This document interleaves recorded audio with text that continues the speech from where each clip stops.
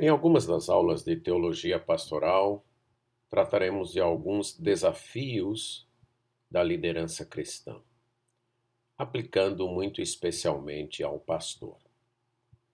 Um dos desafios que todos nós enfrentamos, mas aqui abordando relativamente ao pastor, é o perigo da busca por grandeza, da fome de fama, como o autor do livro O Pastor Imperfeito aborda. Esse desafio pela grandeza essa busca pela grandeza se tornou um desafio para o Senhor Jesus Cristo no treinamento dos seus discípulos. Ele teve que várias vezes abordar esse assunto, apesar dele ter dado o exemplo quando recusou a grandeza, quando essa lhe foi ofertada por Satanás em Mateus 4, 8 e 9. Ele mesmo já havia ensinado que o Pai tem uma predileção pelos pequeninos, pelos humildes. E ele também já havia ensinado a necessidade da humildade para participar do reino. Mesmo assim, os seus discípulos, em várias ocasiões, disputaram a respeito deste assunto. Posso mencionar pelo menos três. Aquela quando Jesus ilustrou a verdade da humildade com uma criança, que aparece nos 3 evangelhos. O pedido de Tiago e João, ou da mãe de Tiago e João, que aparece em Mateus e Marcos. E uma nova discussão entre eles logo depois da ceia, lá em Lucas 22, 24 a 30. Era algo, a busca pela grandeza era algo que assediava os discípulos de Jesus. E também é algo que nos assedia. A busca por privilégio, por posição, por poder, está constantemente nos assediando. Queremos ser reconhecidos. Gostamos de ser reconhecidos, de ter um privilégio maior do que a maioria, de estar numa posição de destaque, de ter certo poder. E o ministério pastoral pode se tornar uma fonte destes desejos, ou ainda um mar onde estes desejos desaguam e buscam se afirmar sobre nós. Nós devemos nos guardar desta busca. E gostaria, baseado no textos de Jesus tratando isso, de apresentar algumas razões para isso. A primeira é que a busca por grandeza pode se camuflar de humildade e adoração.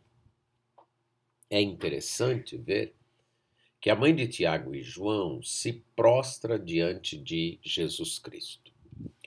Esse verbo prostrar-se normalmente era utilizado para a adoração. Mas mesmo que ele não seja interpretado como adoração aqui, e apenas como homenagem, indicava um reconhecimento da parte dela de Jesus Cristo como Messias e como Rei, e uma humildade da parte dela. Pelo menos na aparência, demonstrava isso. Mas não é isso que o seu pedido reflete. Devemos nos perguntar o que buscamos quando adoramos, o que eu busco quando eu adoro. Qual é a sede que eu tento matar na adoração? Será a sede de celebridade, de consumismo, de uma gratificação imediata? Normalmente, quando eu vou para a adoração com estas sedes, eu vou acabar bebendo água insalubre, água contaminada, água que não sacia, que pode sim nos envenenar e matar. A adoração pode ser motivada pela busca de grandeza. Eu posso buscar a Deus para querer grandeza. O meu Deus é a grandeza, e o Deus das Escrituras é o meio para chegar lá. O desejo pelo ministério pode ser uma máscara para um anseio de popularidade, de prestígio e de poder. Devemos sondar por que queremos ser pastores. Qual a razão, qual o motivo que nos leva a isso? Cuidado, que o desejo pastoral pode ser maculado por amor ao dinheiro, como nós vimos na aula anterior em 1 Pedro. Maculado pelo desejo de posições, como Jesus falou dos mestres da lei, que amavam ser aclamado pelos homens, ou o amor ao poder, como foi o caso de Simão, lá em Atos 8. Devemos estar vigiando constantemente nosso coração, para que nele não se infiltre esses desejos que apareçam sob a máscara do desejo pastoral. De fato, nosso desejo por grandeza é incompatível com o exercício do pastorado. Verdade é que o pastorado começa com um desejo, 1 Timóteo 3:1, quem aspira, quem anseia, quem deseja o episcopado, excelente obra almeja. Mas qual é esse desejo? É um desejo por sucesso, normalmente definido em termos de tamanho, de fama e rapidez de realização? É um sucesso definido por realizações grandiosas, famosas e rápidas? Se for assim, não é um desejo pelo episcopado. É um desejo egoísta que usa o pastorado, que usa o episcopado para chegar na fama, na grandeza, e isso de forma mais rápida possível. Então não devemos buscar a grandeza, porque ela pode se camuflar. E ela é incompatível aqui com o pastorado. É interessante que Jesus pergunta para a mãe daqueles dois discípulos: o que você deseja? E lá na versão de Marcos, quando são os dois que retratam os dois perguntando, a pergunta é: o que querem que eu faça? É interessante que mais na frente, Marcos narra o encontro de Jesus com o cego. E Jesus faz a mesma pergunta: o que queres que eu faça? A resposta dos dois discípulos era a grandeza. Era um pedido mundano, como vai ficar claro na narrativa. Já o pedido do cego era que eu torne a ver. O pedido dos discípulos era compartilhar o prestígio, a posição e a proeminência do rei, do Messias. Era o desejo por coisas grandes. O pedido do cego era que eu veja. Se Jesus fizesse esta pergunta para nós quanto ao ministério: o que você quer que eu faça no seu pastorado? Qual seria a nossa resposta? Estamos dispostos a servir no pastorado como um servo sem nome? Passarmos por aqui, o nosso nome não ficar em livros, não ficar na fama, na lembrança? Sermos como uma montanha menor que ninguém quer escalar? Será que queremos ser um servo que passe por aqui? Um servo comum, rotineiro, sem um anseio de fazer diferença? Apenas servir a Deus. Servir a Deus sem as mensurações da eficiência, da comparação, da quantidade, da rapidez, do crescimento financeiro. O servo de Deus que faça coisas pequenas, não notadas, não percebidas pelos grandes, pela maioria. Nosso maior desejo deve ser amar a Deus e amar ao próximo. E é interessante que esses dois desejos não se realizam rapidamente. É uma vida toda. Ministério assim é ministério de toda uma vida. É um ministério de perseverança, de esperança e de confiança em Deus. O desejo por grandeza é incompatível com o ministério, porque no ministério nós lidamos com pessoas problemáticas. E isso leva tempo para que elas sejam curadas. E quem anseia a grandeza não tem tempo para isso. Quer realizar a obra de Deus com pressa. E quando nós queremos isto, estas pessoas problemáticas soam como intrusões que atrapalham o nosso trabalho, que interrompem as grandes coisas que nós estamos fazendo. Quando a gente lembra da parábola do samaritano, a gente descobre que ajudar dá trabalho, para a nossa viagem, interrompem os nossos planos, custa o nosso tempo, custa o nosso dinheiro. E se a gente está com pressa pelo sucesso, não tem tempo para isso. Faz como o sacerdote e o levita, passa de longe. Fomos chamados para curar pessoas, pessoas quebradas, pessoas doentes. Isso não dá fama, e isso leva tempo. Cuidado. A busca por grandeza pode se camuflar em humildade e adoração, inclusive no serviço ministerial. Mas a busca por grandeza também tem um preço alto. O desejo por grandeza embute muitas vezes uma ignorância, que é o que Jesus faz quando pergunta para os discípulos: vocês não sabem o que vocês estão pedindo. Vocês estão pedindo isso aí, que é sentar à minha direita e à minha esquerda, mas vocês não sabem o que é que vocês estão pedindo.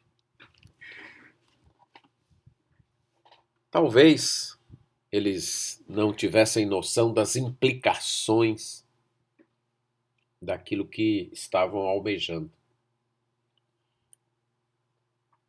Ou talvez eles tivessem uma ideia bastante diferente do que é ser grande no reino, do que é reinar com Jesus.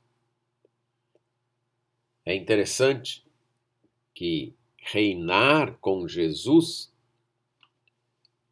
é sofrer com Jesus. Devemos lembrar disso. São palavras de Carson.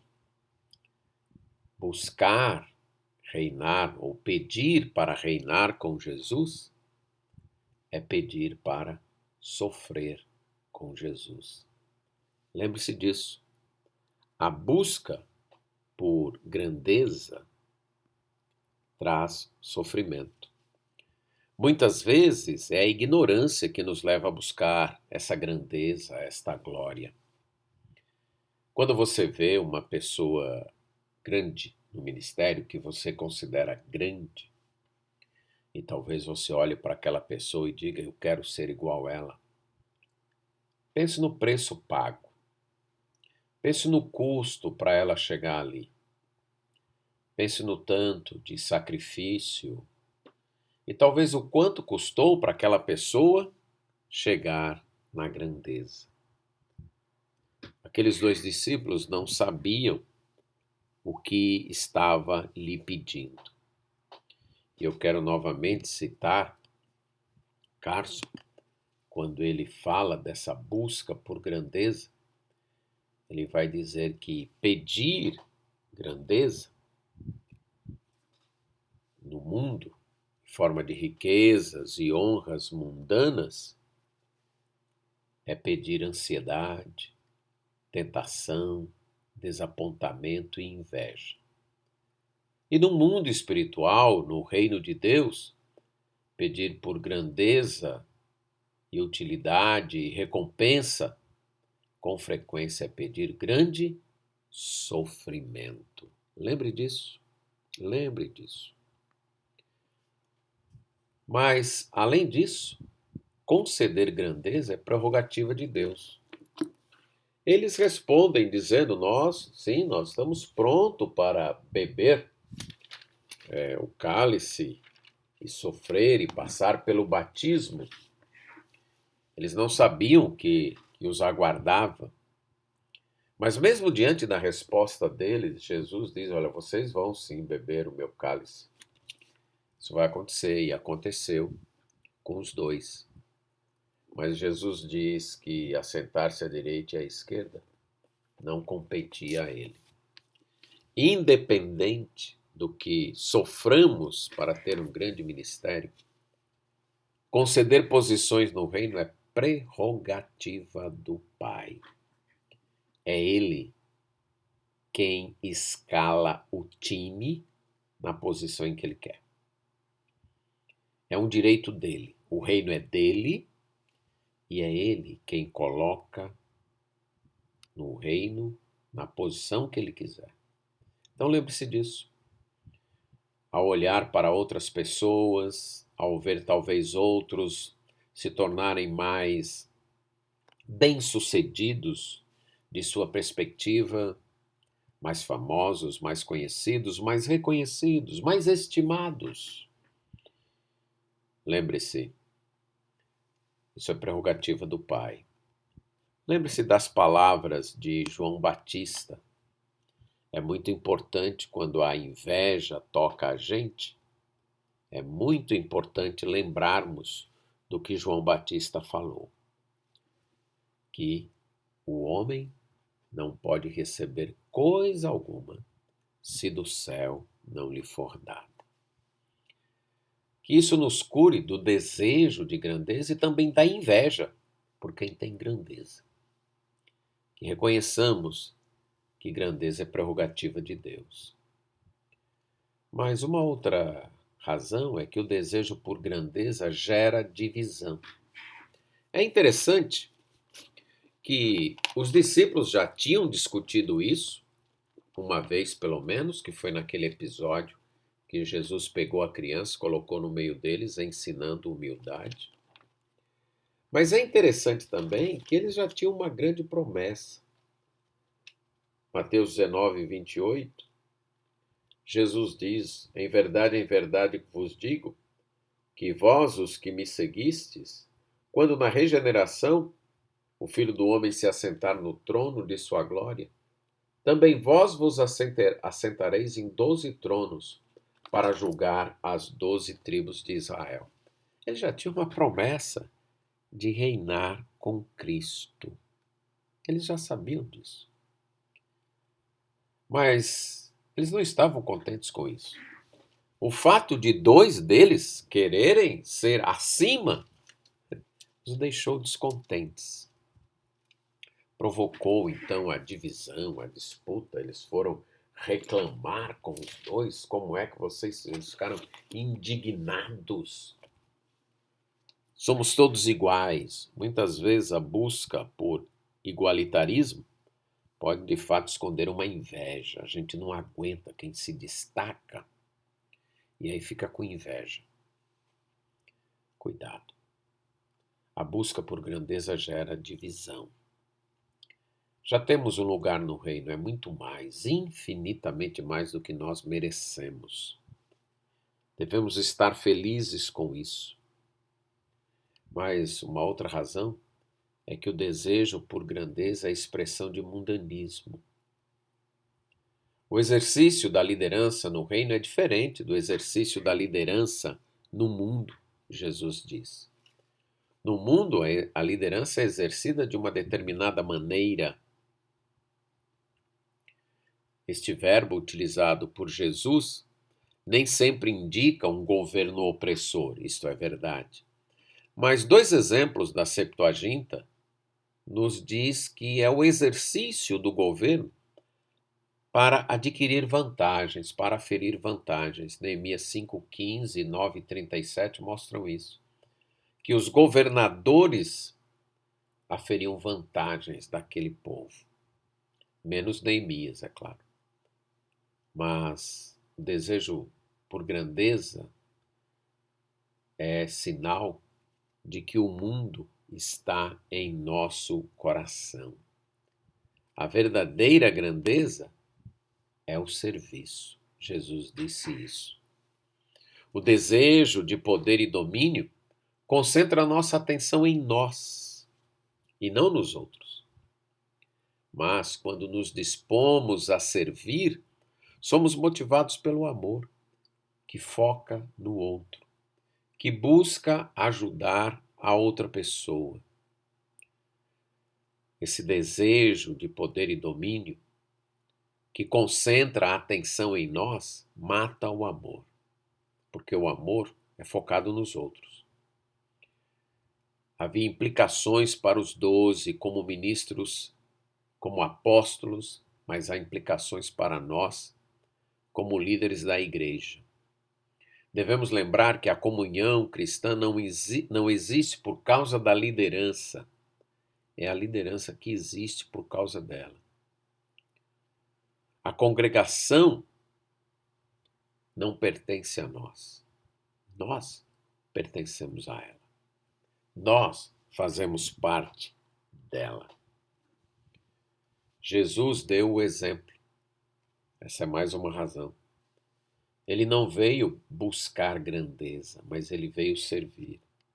Servir com sacrifício e pelos outros. Esta é a liderança cristã. É a liderança que serve. Serve com sacrifício e serve outras pessoas, não pensando em si.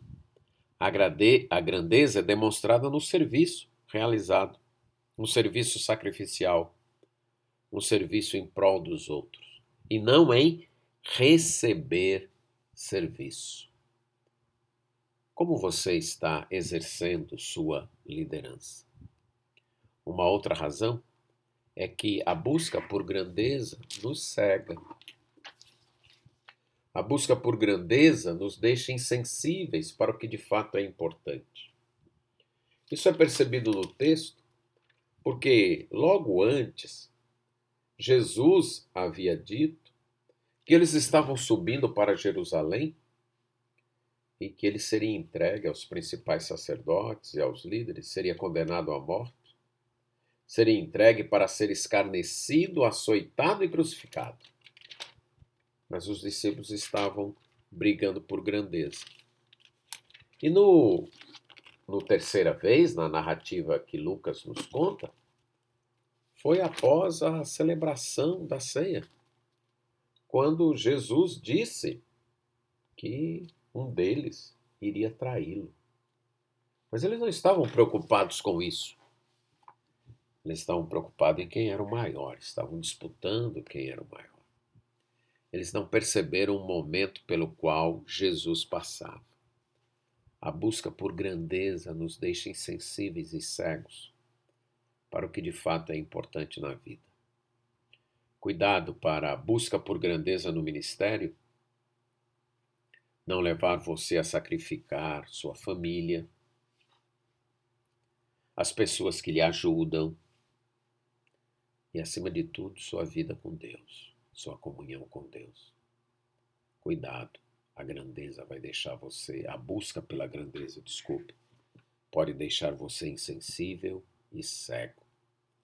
Mas devemos lembrar que há uma grandeza muito maior que nos foi prometida. O Senhor Jesus Cristo já tinha dito para os seus discípulos isso, que eles se assentariam, e é interessante que em Lucas, após a disputa dos discípulos, ele repete: assim como meu Pai me confiou um reino, eu também vou-lo confio, para que comais e bebais a minha presença no meu reino, e vos assentareis em tronos para julgar as 12 tribos de Israel. Essa foi uma promessa aos 12, mas há uma promessa para nós.